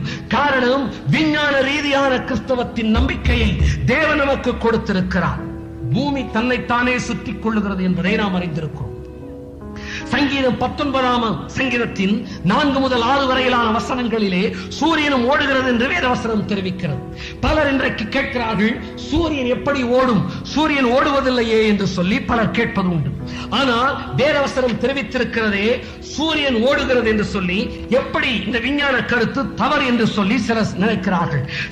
சங்கீதம் 19 4 முதல் 6 வரையிலான வசனங்களிலே சூரியன் ஒரு முறையிலிருந்து மறுமுனை வரைக்கும் சுற்றி ஓடுகிறது என்று வேதவசனம் தெரிவிக்கிறது. இந்த வேதவசனத்தின் கூற்று தவறானது என்று சொல்லி பலர் நினைத்து வந்தார்கள். ஆனால் தற்போது விஞ்ஞானம் கண்டுபிடித்துக் கொண்டிருக்கிறது, சூரியன் 25 நாட்களுக்கு ஒரு முறை தன்னை தானே சுற்றிக் கொள்ளுகிறது என்று. அது மாத்திரமல்லாமல் தனது பாதையில் ஒரு நொடிக்கு 12 மைல் வேகத்தில் சூரியன் ஓடுகிறது என்று இப்போது விஞ்ஞானிகள் கண்டுபிடித்திருக்கிறார்கள். சூரியன் ஓடுகிறது என்று தற்போது கண்டுபிடித்ததை 2500 வருடங்களுக்கு முன்னதாக தாவீது எப்படி அறிந்திருக்க முடியும்? தாவீதின் மூலமாய் சங்கீதங்களின் வார்த்தைகளை நமக்கு அறிவித்த பரிசுத்த ஆவியானவரே இதை நமக்கு அறிவித்திருக்கிறார். பரிசுத்த வேதாகமத்தின் ஆசிரியர், இவ்வுலகத்தை எல்லாம் சிருஷ்டித்த பரிசுத்த ஆவியானவரே. கிறிஸ்தவம் விஞ்ஞான ரீதியானதே. கிறிஸ்தவத்தின் தேவனே தேவன், கிறிஸ்தவர்களின் தேவனே தேவன். மகிமையான பரிசுத்த வேதாகமத்திற்காய் தேவனுக்கு ஸ்தோத்திர. இந்த மகிமையான பரிசுத்த வேதாகமத்தை பொக்கிஷமாக பெற்றிருக்கிற, இந்த மகிமையின் தேவனை ஆண்டவராக பெற்றிருக்கிற இந்த ஜனமே பாக்கியம் உள்ளது. கரங்களை உயர்த்தி ஒரு அல்லேலூயா சொல்லுவோமா? அல்லேலூயா. வேதத்தில் வானவியல் கருத்துக்கள் மாத்திரமல்ல, சரியான நேரத்திற்கு முன்பாகவே கூட்டத்தை முடிக்கப் போகிறேன், கவனியுங்கள். வேதத்தில் மருத்துவ கருத்துக்களும் வெளிப்படுத்தப்பட்டிருக்கின்றன. ஆபிரகாமுக்கு தேவன் விருத்த சேதனம் என்ற கட்டளையை கொடுத்தார். இந்த விருத்த சேதனம் என்ற கட்டளை இன்றைக்கு மருத்துவத்துறையிலே சர்க்கம்சிஷன் என்று பின்பற்றப்படுகிற அறுவை சிகிச்சை முறையாகும். தேவன் தெரிவிக்கிறார், இதை குழந்தை பிறந்த 8வது நாளிலே இந்த அறுவை சிகிச்சையை செய்ய வேண்டும் என்று சொல்லி. ஏன் தேவன் 8வது நாளிலே செய்ய வேண்டும் என்று சொல்லி ஆபிரகாமுக்கு தேவன் தெரிவித்தார். ஒவ்வொருவருடைய ரத்தத்திலும் ரத்தத்தை உறைய வைக்க வைட்டமின் கே, புரோத்ராமின் என்ற 2 பொருட்கள் தேவை. இவை குழந்தை பிறந்த 5வது நாளிலிருந்து 7வது நாளுக்குள்ளாகத்தான் குழந்தையின் ரத்தத்தில் உருவாகிறது. எனவே தான் விருத்த சேதனம் என்ற அறுவை சிகிச்சை முறையை 8வது நாளில் செய்ய வேண்டும் என்று தேவன் தெரிவித்தார். அதற்கு முன்பாக செய்தால் என்ன? இந்த புரோத்ராமின் வைட்டமின் கேவும் குழந்தையின் ரத்தத்திலே போதுமான அளவு இல்லாததினால் இந்த அறுவை சிகிச்சையினால் குழந்தையின் ரத்தத்தை இழக்க, குழந்தை மரிக்க நேரிடும். எனவே 8வது நாளில் தான் இந்த அறுவை சிகிச்சையை செய்ய வேண்டும் என்று தேவன் தெரிவித்திருக்கிறார். எப்படி இந்த வைட்டமின் கேவும் புரோத்ராம்பினும் 7வது 8வது நாளில் தான் குழந்தையின் ரத்தத்தில் உருவாகும் என்பதை அன்றைக்கே வேதம் அறிந்திருக்க முடியும். இன்றைக்குத்தானே விஞ்ஞானிகள் கண்டுபிடித்தார்கள் என்ற கேள்வி உங்களுக்கு எழலாம். மனிதனை உருவாக்கிய தேவனே என்று வேறு யார் இதை அறிந்திருக்க முடியும்? இந்த விஞ்ஞான கருத்து ஒன்றே உன்னையும் என்னையும் உருவாக்கிய தேவ கிறிஸ்தவத்தின் தேவனாகிய ஆண்டவராகிய இயேசு கிறிஸ்து என்பதையே தெரிவிக்கிறது. இன்றைக்கு பலருடைய தேவை, பல தேசம் தமிழகத்திற்கும் பல காலமாய் தேவையாயிருந்தது மழை. மழை எவ்வாறு உண்டாகிறது? வேதம் தெரிவிக்கிறது. மழை எவ்வாறு உண்டாகிறது? மழைக்கு தேவையான தண்ணீர் எங்கே இருக்கிறது? வேதவசனம் தெளிவாய் தெரிவிக்கிறது. மழைக்கு தேவையான தண்ணீர் வானத்தில் இல்லை. சங்கீதம் 33:7 அவர் சொல்லுகிறார், அவர் சமுத்திர ஜலங்களை குவியலாக சேர்த்து ஆழமான ஜலங்களை பொக்கிஷ வைப்பாக வைக்கிறார். மழைக்கு தேவையான பொக்கிஷம் நமக்கு எதிரே உள்ள சமுத்திரத்தில் இருக்கிறது என்ற விஞ்ஞான கருத்தை இன்று வரை பலரும் புரிந்து கொள்ளாத சத்தியத்தை தேவன் நம்முடைய கரங்களில் கொடுத்திருக்கிற பரிசுத்த வேதாகமத்தில் வெளிப்படுத்தி இருப்பார் என்றால், பரிசுத்த விஞ்ஞான ரீதியானதே. பரிசுத்த வேதாகமம் விஞ்ஞான ரீதியானதே. பரிசுத்த வேதாகமம் விஞ்ஞான ரீதி என்றால் கிறிஸ்தவம் உண்மையானதே. கிறிஸ்தவம் உண்மையானது என்றால் கிறிஸ்தவத்தின் தேவனே இதே. பாருங்கள், சமுத்திரத்தில் உள்ள பொக்கிஷத்தை தேவன் எப்படி எடுக்கிறார் வானத்திற்கு என்பதையும் வேதவசனம் தெரிவிக்கும். யோபு 36:27-28 இதற்கென்று தேவன் சூரியனை பயன்படுத்தி பொக்கிஷத்திலிருந்து மழையை எடுக்கிறார். அவர் நீர்த்துளிகளை அணுவை போல ஏற பண்ணுகிறார். அவைகள் மேகத்திலிருந்து மழையாய் சொரிகிறது என்றும், அவர் தண்ணீர்களை தம்முடைய கார் மேகங்கள் மேல் கட்டி வைக்கிறார் என்றும், அவர் நீர்த்துளிகளை மேகத்தில் ஏற்றி மின்னலினால் மேகத்தை சிதற பண்ணுகிறார் என்றும் வேதம் மழை உருவாகுதலை குறித்து கூறுகிறது. மழை உருவாகுவதை மட்டுமா கூறுகிறது, பொழிந்த மழை என்னாகிறது என்பதையும் வேதவசனம் சொல்லுகிறது. மழை தண்ணீர் எல்லாம் பூமியில் விழுந்து நதியாகி கடலில் போய் சேர்ந்து, பிறகு கடலில் இருந்து ஆவியாகி மேகமாகி மழையாகி மீண்டும் கடலுக்கு வருகிறது என்பதை மறுபடியும் வேதம் எவ்வாறு தெரிவிக்கிறது தெரியுமா? எல்லா நதிகளும் சமுத்திரத்திலே ஓடி விழுந்தும் சமுத்திரம் நிரம்பாது தாங்கள் உற்பத்தியான இடத்திற்கே நதிகள் மறுபடியும் திரும்பும் என்று பிரசங்கி 1:6-7 ஞானி சொல்லுகிறார். கவனியுங்கள், எல்லா நதிகளும் சமுத்திரத்திலே ஓடி விழுந்தும் சமுத்திரம் நிரம்பாதாம் தாங்கள் உற்பத்தியான இடத்திற்கே நதிகள் மறுபடியும் திரும்புமா? எப்படி திரும்புகிறது? நதிகள் எல்லாம் கடலிலே போய் சேர்கிறது. கடலில் உள்ள தண்ணீர் நீராவியாகி மேலே செல்லுகிறது. மேலே சென்று மேகமாகிறது. மேகமாகி மழையாகிறது. மழையாகி பொழிகிறது. மழையாகி பொழிந்து நதியாகிறது. நதியாகி கடலுக்கு செல்லுகிறது. மறுபடியும் கடலிலிருந்து மேகமாகி மேலே செல்லுகிறது. மழையாகிறது, பொழியாகிறது, நதியாகிறது, கடலுக்கு செல்லுகிறது. இதைதான் பல்லாயிரம் வருடங்களுக்கு முன்னதாகவே இந்த மழை சுழற்சியைத்தான் தேவன் உங்கள் கையிலும் என் கையிலும் கொடுத்திருக்கிற வேதம் தெரிவிக்கிறது. தாங்கள் உற்பத்தியான இடத்திற்கே நதிகள் திரும்பும் என்று தேவன் தெரிவித்திருக்கிறார். கவனியுங்கள், விஞ்ஞான கருத்துக்களை உள்ளடக்கி இருக்கிற பரிசுத்த வேதாகமத்தை தேவன் நம்முடைய கரங்களில் கொடுத்திருக்கிறார். இன்றைக்கு விஞ்ஞானிகள் கண்டுபிடித்ததை இன்றைக்கும் விஞ்ஞானிகள் கண்டுபிடிக்க முயற்சித்துக் கொண்டிருக்கிறதை பல்லாயிரம் வருடங்களுக்கு முன்பே என் வேதம் வெளிப்படுத்தி இருக்கும் என்றால் தேவனே என்று வேறு யார் இதை எழுதி இருக்க முடியும்? இந்த வேதத்தின் தேவனே என்று வேறு யார் தேவனாய் இருக்க முடியும்? உலகத்தின் ஆரம்பத்தையும் முடிவையும் குறித்து வேதவசனம் சொல்லுகிறது. ஆரம்பம் முடிவோடு செய்தியை நான் தொடர்ந்து முடிக்கப் போகிறேன். ஹெர்பர்ட் ஸ்பென்சர் என்ற அறிஞர் ஒரு கருத்தை தெரிவிக்கிறார். கிறிஸ்தவர் அல்லாத இவர் தெரிவிக்கிறார், ஏதோ ஒன்று இந்த உலகத்தை உருவாக்கி இருக்கும் என்றால் அது 5 அடிப்படைகளில் இந்த உலகத்தை உருவாக்கி இருக்க வேண்டும் என்று தெரிவிக்கிறார். இவர் கிறிஸ்தவர் அல்ல. இவர் சொல்லுகிறார் 5 அடிப்படையிலே இந்த உலகம் உருவாக்கப்பட்டிருக்க வேண்டும் என்று சொல்லி அவர் தெரிவிக்கிறார். அவர் கூறுவது என்னவென்றால் 5 அடிப்படை காரியங்கள் தேவை. அவர் சொல்லுவது time, space, matter, force, motion. இந்த 5 இருந்தால் தான் உலகம் உருவாகி இருக்க முடியும் என்று அவர் தெரிவிக்கிறார். தமிழிலே சொல்லுகிறேன், காலம், வெளி, வஸ்து, உந்து விசை, இயங்குதல் என்ற 5 அடிப்படை கூறுகள் இருந்தால் தான் இந்த உலகம் உருவாகி இருக்க முடியும் என்று சொல்லி கிறிஸ்தவர் அல்லாத ஹெர்பர்ட் ஸ்பென்சர் என்ற விஞ்ஞானி தெரிவித்திருக்கிறார். கிறிஸ்தவம் என்ன பதில் சொல்லுகிறது என்பதை தெரிவிக்கிறேன், கேளுங்கள். பரிசுத்த வேதாகமத்தின் முதல் புத்தகத்தின் முதல் அதிகாரத்தின் முதல் வசனம் சொல்லுகிறது, ஆதியிலே தேவன் வானத்தையும் பூமியையும் சிருஷ்டித்தார் என்று சொல்லி. பரிசுத்த வேதாகமத்தின் முதல் அதிகாரத்தின் முதல் வசனம் மகிமையான வசனம். இந்த முதல் வசனத்தை மாத்திரம் வாசித்து ரட்சிக்கப்பட்ட ஒரு சிலரை எனக்கு தெரியும். முதல் வசனத்தை மாத்திரம் வாசித்து ரட்சிக்கப்பட்டவர்களை நான் அறிந்திருக்கிறேன். ஆதியிலே தேவன் வானத்தையும் பூமியும் சிருஷ்டித்தார் என்ற மகிமையான வசனம் என்பதனால் தான் வானவெளி வீரர் போர்மன் வானவெளி களத்திலே வானவெளிக்கு சென்றவுடனே வாசிக்க விரும்பின முதல் வசனம் பூமிக்கு இந்த வசனத்தை தான். ஆதியிலே தேவன் வானத்தையும் பூமியும் சிருஷ்டித்தார் என்ற வார்த்தை. ஆதியிலே என்பது எதை தெரிவிக்கிறது? 5 அடிப்படையிலே உலகம் உருவாக்கப்பட்டிருக்க வேண்டும் என்று சொன்னேன். Time, space, matter, force, motion. காலம், வெளி, வஸ்து, உந்து விசை, இயங்குதல். காலம் என்பது என்ன? ஆதியிலே. தமிழ் வேதாகமத்திலே ஆதியிலே என்பது ஆங்கில வேதாகமத்திலே இந்த பிகினிங் என்று சொல்லுகிறது. இந்த பிகினிங் என்பது எதை கூறுகிறது? the beginning of the time. நேரம் ஆரம்பிப்பதையே பரிசுத்த வேதாகமத்தின் முதல் வசனம் தெரிவித்தே ஆரம்பமாகி இருக்கிறது. இந்த பிகினிங் என்பது நேரத்தின் ஆரம்பத்தை தெரிவிக்கிறது. ஆரம்பம், இந்த பிகினிங். கர்த்தர் ஆதியிலே என்பது நேரத்தை குறிக்கிறது. வானத்தை என்பது ஸ்பேஸ். இன்றைக்கு வானவெளி ஆராய்ச்சியை ஸ்பேஸ் சயின்ஸ் என்று அழைக்கிறார்கள். வானவெளி ஆராய்ச்சியை ஸ்பேஸ் என்று அழைக்கிறோம். ஆதியிலே என்பது நேரத்தையும், வானத்தை என்பது வெளியையும் குறிக்கிறது. பூமியை சிருஷ்டித்தார் என்பது வஸ்து என்று சொல்லக்கூடிய மேட்டரை குறிக்கிறது. அடுத்த வார்த்தை என்ன சொல்லுகிறது? ஆவியானவர் என்ற வார்த்தை சொல்லுகிறது. ஆவியானவர் என்பது என்ன? அதுதான் உந்து விசை என்று விஞ்ஞானி கேட்ட 4வது தகுதியாகிய ஃபோர்ஸ். ஆவியானவர் என்ன செய்து கொண்டிருந்தாராம்? ஜலத்தின் மேல் அசைவாடிக் கொண்டிருந்தாராம். இதுதான் விஞ்ஞானி எதிர்பார்த்த மோஷன் என்ற 5வது தகுதி. 5 தகுதிகள் தேவை என்று ஹெர்பர்ட் ஸ்பென்சர் தெரிவித்தார். Time, space, matter, force, motion. Time ஆதியிலே, ஸ்பேஸ் வானத்தை, மேட்டர் பூமியை, ஃபோர்ஸ் ஆவியானவர், மோஷன் அசைவாடிக் கொண்டிருந்தார். இன்றைக்கு உலகத்தை சிருஷ்டிப்பதற்கு தேவையான 5 அடிப்படை சக்திகளையும் தனது புத்தகத்தின் முதல் அதிகாரத்தின் முதல் 2 வசனங்களிலேயே வெளிப்படுத்த ஞானமுள்ள தேவனை தேவனாய் பெற்றிருக்கிற இந்த ஜனத்தை காட்டிலும் பாக்கியமுள்ள ஜனம் வேறு எதுவாக இருக்க முடியும்? கரங்களை உயர்த்தி அந்த மாபெரும் தேவனுக்குள் அல்லேலூயா சொல்லுவோம்.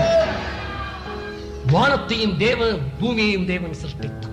கவனியுங்கள், ஆதியிலே தேவன் வானத்தையும் பூமியும் சிருஷ்டித்தார்.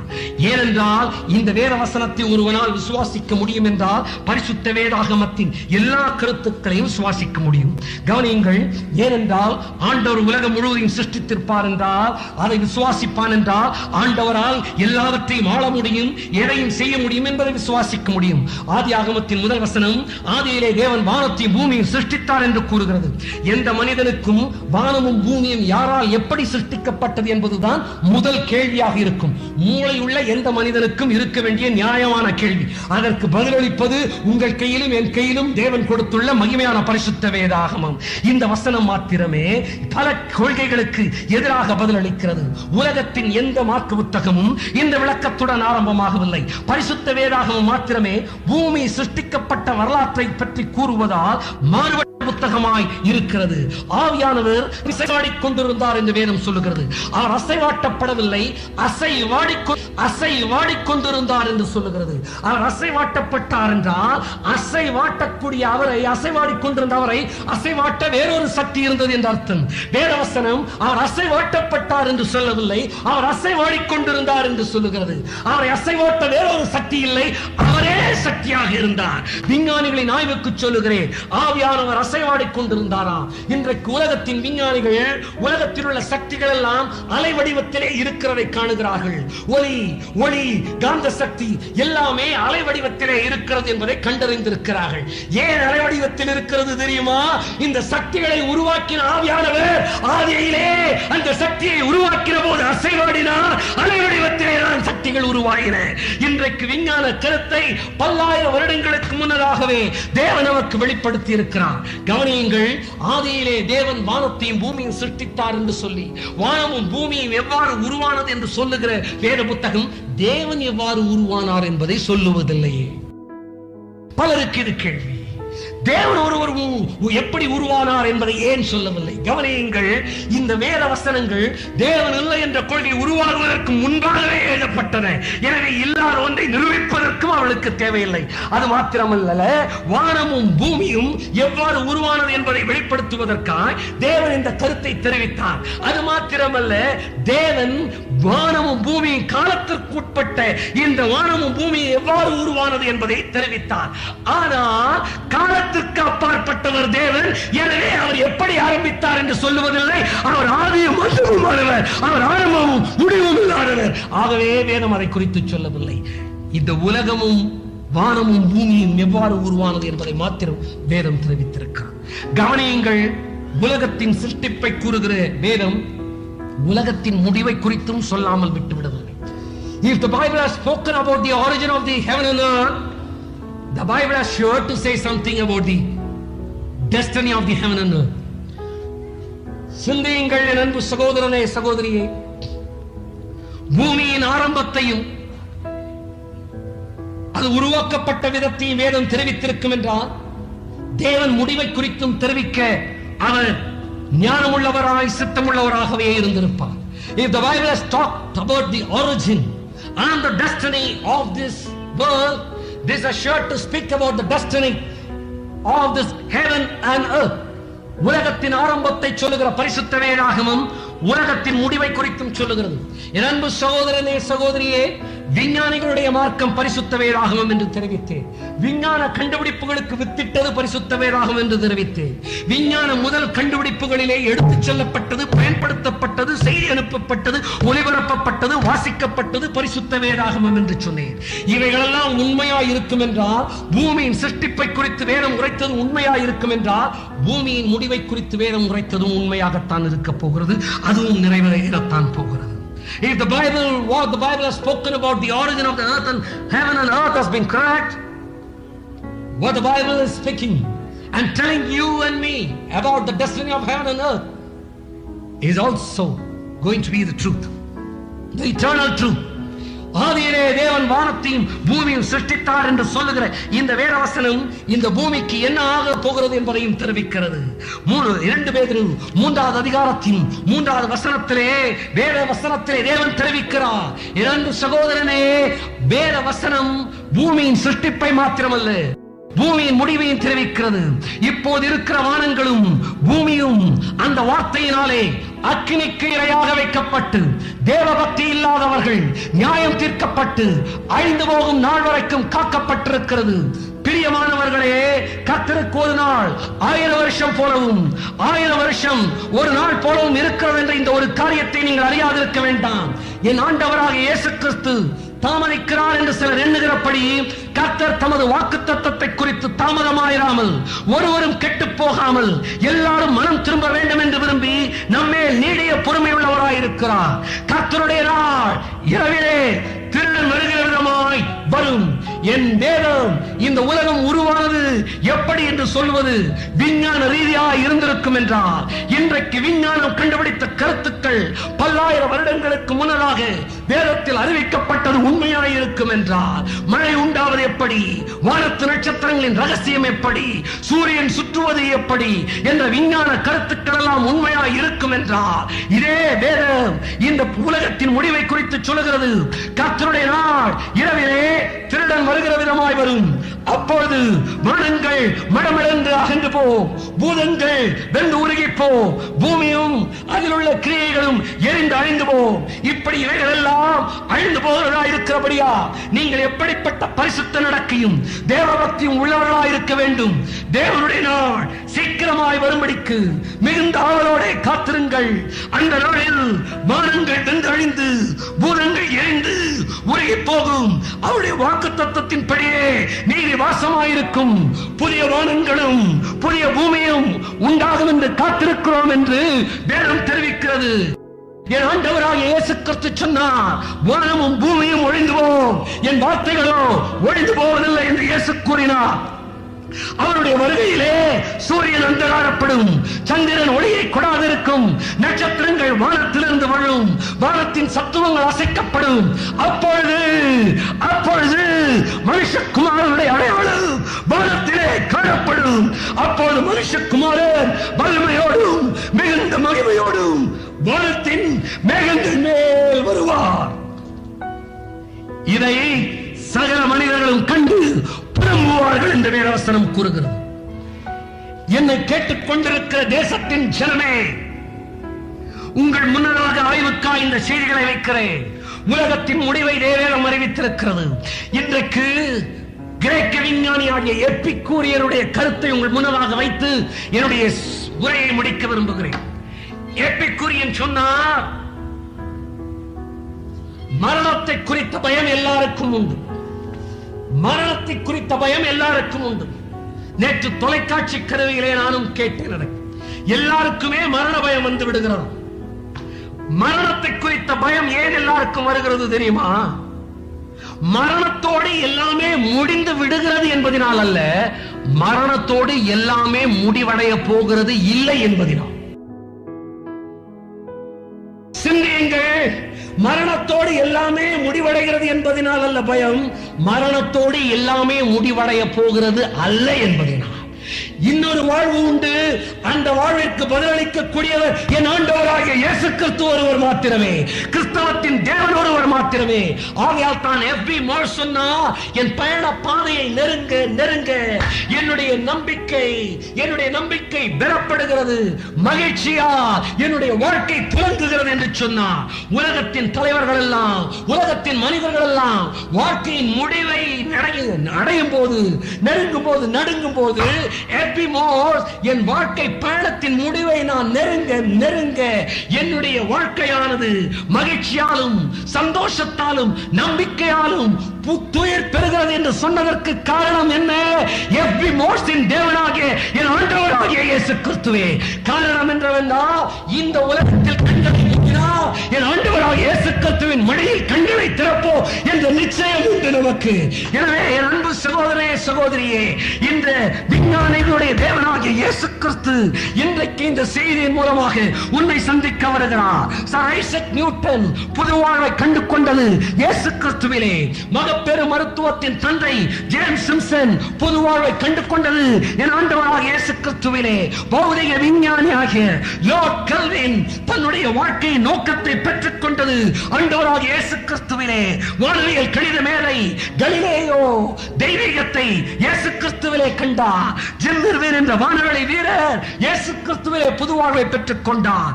சார்ல்ஸ் டியூக் சொன்னார், சந்திரனில் நாம் நடந்த நடையை விட இந்த பூமியிலே ஆண்டவராகிய இயேசு கிறிஸ்துவின் கரம் பிடித்து நடக்கிற நடையே உன்னதமானது என்று தெரிவித்தார். ராபர்ட் பாயில் ஏற்றுக்கொண்டதை ஆண்டவராகிய இயேசு கிறிஸ்து. சார்ல்ஸ் டார்வின் மரிக்கும் போது இந்த பரிசுத்த வேதாகமத்தை ராஜரீக புத்தகம் என்று சொல்லிவிட்டு மரித்தாராம். வில்லியம் ஹெர்ஷல் ஏற்றுக்கொண்ட தெய்வம் என் ஆண்டவராகிய இயேசு கிறிஸ்து.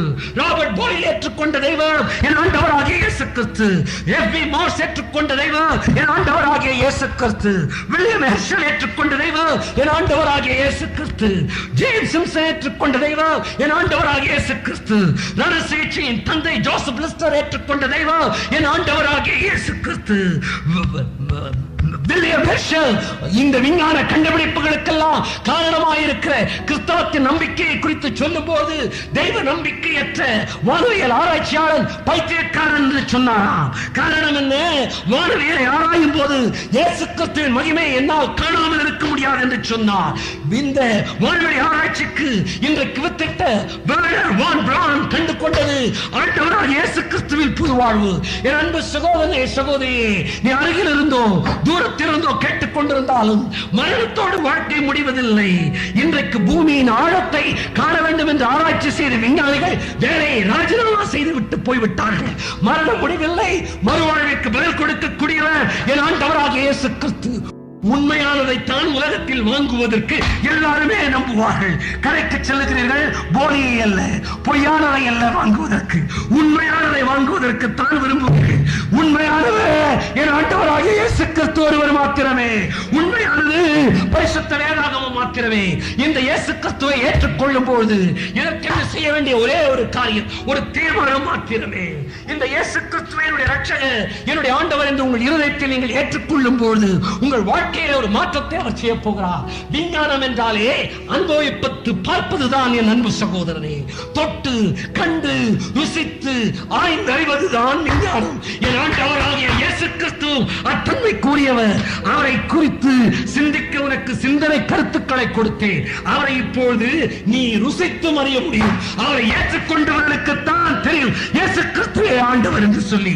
இயேசு கிறிஸ்து தான் உலகத்தில் வாழ்ந்த மனிதர்களிலேயே தன்னை தேவன் என்று அழைத்துக் கொண்டவர் மாத்திரமல்ல, உலக மக்களில் பெரும்பான்மையானோர் அவரை தேவன் என்று ஏற்றுக்கொண்டு செய்தவர். அந்த இயேசு கிறிஸ்து உங்களுடைய வாழ்க்கையில் பிரவேசிக்கும் போது இதுவரை உங்கள் வாழ்க்கையில் பெறாத ஒரு பெரிய அற்புதத்தை நீங்கள் பெற்றுக் கொள்ளப் போகிறீர்கள். இதுவரை அந்த இயேசு கிறிஸ்துவுக்கு உங்கள் வாழ்க்கையை நீங்கள் அர்ப்பணிக்கவில்லை என்றால் இது உங்களுடைய நேரம். இரண்டு சகோதரனே, சகோதரி, அந்த இயேசு கிறிஸ்து உனக்கு தேவை என்றால் நீ இருக்கிற இடத்திலே நீ எழுந்து நிற்குமாறு நான் உன்னை கேட்டுக்கொள்கிறேன். உனக்கு ஆய்ச்சபிக்க போகிறேன். இயேசு கிறிஸ்து உனக்கு தேவை என்றால், ஆண்டவராகிய இயேசு கிறிஸ்து உனக்கு தேவை என்றால் நீ இருக்கிற இடத்திலே நீ எழுந்து நிற்குமாறு நான் உன்னை கேட்டுக்கொள்கிறேன். இந்த இயேசு கிறிஸ்து உன்னை சந்திப்பதற்காக உன் மத்தியிலே கடந்து வருகிறார். இரண்டு சகோதரனே, தேவன் தேசத்தை சந்திக்கிற இரவு வானங்கள் கொள்ளாதது, பூமி அவருக்கு பாடப்படி விஞ்ஞானிகளுடைய மாற்று, விஞ்ஞானிகளுக்கு புதிய புதுவாழ்வை கொடுப்பவரை ஆண்டவராக இயேசு கிறிஸ்து. விஞ்ஞானிகளுக்கு புதுவாழ்வை கொடுப்பவரை ஆண்டவராக இயேசு கிறிஸ்து. இந்த இயேசு கிறிஸ்து தேவையில்தான். இந்த இயேசு கிறிஸ்துவை நான் ரட்சிக்கப்பட வேண்டும் என்றார். சகோதரனை வெட்கப்பட